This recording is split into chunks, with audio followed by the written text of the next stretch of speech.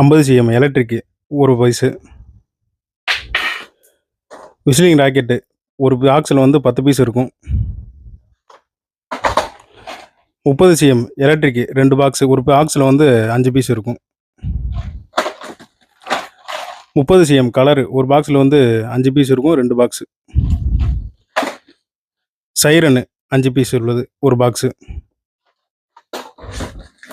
Crown சக்கரம் deluxe பெருசு, அதில் ஒரு பாக்ஸு.